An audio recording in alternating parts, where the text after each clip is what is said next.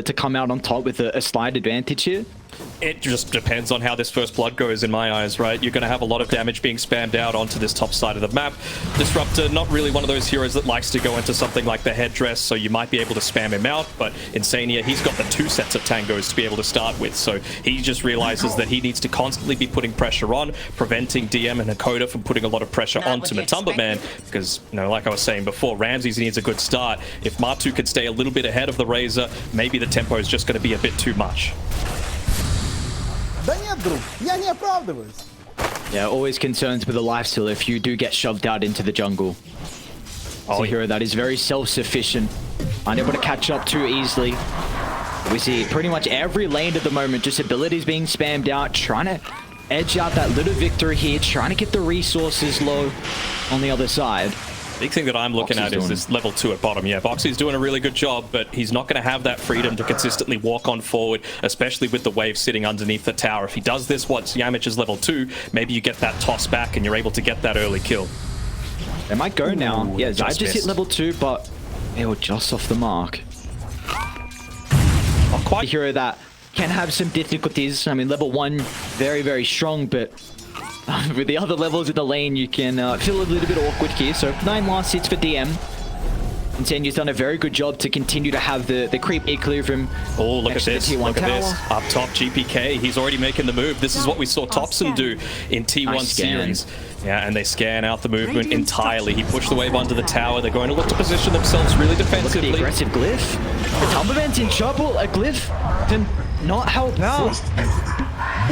GPK able to pop that rage quite quickly enough. Didn't see if it was on cooldown or not, but that's a big win coming through from VP, especially giving it over to DM. Like you were mentioning, didn't have the greatest net worth in the laning phase. Actually top. Yeah, MATUMBAMAN and Senyo hit back instantly.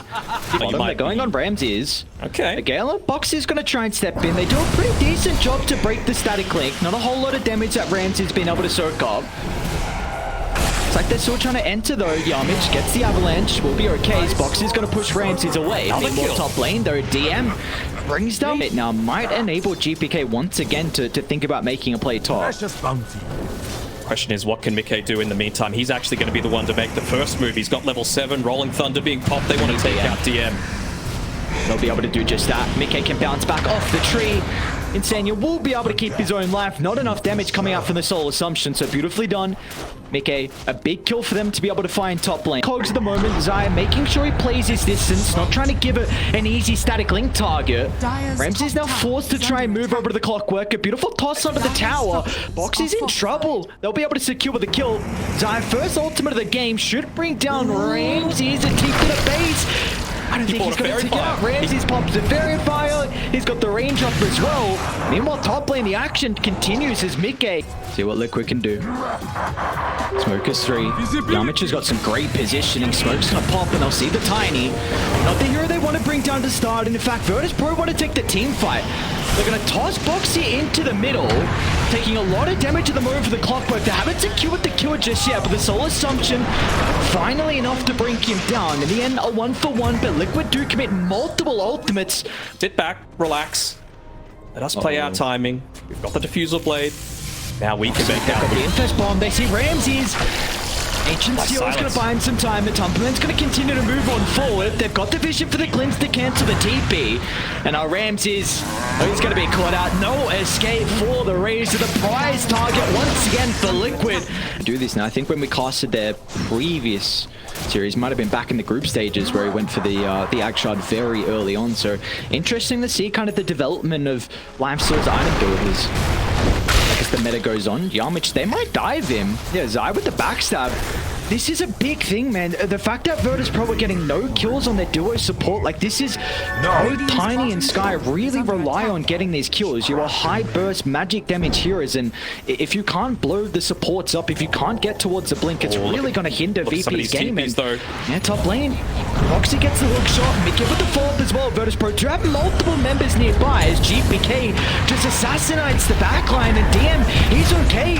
Protected with the Wraith Pack. The damage mitigation is proving to be an issue for Liquid. Can they finally deal with it? Looks like that's going to be the case, but the Mystic Flare not enabling VIRTUS.PRO to turn it around, so they need to cut their losses as GPK is going to dive out of the area. DM will not have the same capability, however, so in the end, a 2 most that they could out of the map with their farm, but they didn't lose any towers. You know, even the tier 1 mid still standing. Tier 1 on the bottom side of the map, and MATU, he's closing on his Desolator. So that was probably an area of weakness for them. DM. TP. Again. VIRTUS.PRO are going to try and smoke to get up here, but I don't think DM's going to be healthy enough to survive this long. Trying to get the tower, but the familiars will go down, so VIRTUS.PRO, they need to get kill off the Venomancer. The VIRTUS.PRO, they need to get out. They use the Poison Oval. Not enable them to sneak around as Boxy. He's actually been able to catch out Ramses. And BKB won't protect him as the Cog's not enabling him to run up the higher gun, so he's going to have to go to the left instead. But a completely wasted BKB, and he'll still end up losing his life. That's the great thing about the open wounds, right? I was meant See from this VIRTUS.PRO team, with that last fight in particular, the toss out of the Mystic Flare. The support duo in particular, Hakoda and Yarmich have always been good. The synergy between them, but something needs to click shortly. This game's starting to get out of hand, and maybe this could be the smoke. And that was their big timing, right? They wanted to have that Blink Dagger with the Mystic Flare combination together as well from the Tiny, and they just didn't accomplish it. Moving forward under the cover of smoke. They've got the Infest. They're going to have a lot of bonus health. MATUMBAMAN's going to pop out. A 1-for-1 to start, but they're in trouble now, VIRTUS.PRO. The Delta split comes through, but DM's going to be glimpsed back into the middle. MATUMBAMAN won't have a stun to be able to cancel the Visage TP, so DM will be able to escape. Meanwhile, back up to the left side, Mickey, a solo use of the Rolling Thunder has been able to isolate Yarmich on the Tiny. So Liquid in the end will be able to find 2, but they've also caught out GPK. It's got a BKB to work with if required. They're going to drag it back into the Static Storm. There's not much GPK can do to play this one aggressively. It's going to try and trample away, but the bashes are there, making sure for VP, I think it needs to be a toss into Ancient Seal if they're really going to start the fight. Oh, yeah. I mean, they're somewhat rattled. Oh, there we go. Very just claimed. All here at the moment. Fox is still going to look to hookshot under the T2 tower. They've been able to kite the Mystic Flare as well, which is a lot of the initial damage from VIRTUS.PRO. The Infest is going to be enough to secure the kill, and also Foxy might be right. Okay, so he might be right on the money if he kept going towards the lane. So he's able to cut off instead. He's going to hookshot into the middle, but MATUMBAMAN's still got a double damage for it to play with 2. It's the swipe away the life of Hakoda, and our GPK, he's the next on the agenda as well. There might have to be another defensive BKB to get him out. It's like at least the Scepter. His familiars too, so even if he does have the buyback, which he does, will be the key target for them to look to try and go on if they can take away that high. Boxes on behind. Yarmich gets the initiation over the Static Storm follow-up as well. MATUMBAMAN's going to turn to deal with the Tiny. They have stolen a decent amount of damage, but Mickey's in the Rolling Thunder and bounce back as well. They're going to try and target down Ramses, completely taking the Razor out of the team fight. He's surviving for the moment. They're going to turn to deal with DM, but the Visage just is unable to stay alive. Liquid are too far ahead, and Ramses will not be able to find a way through the tree line. They just go back in the lane, and VIRTUS.PRO have had enough as Liquid.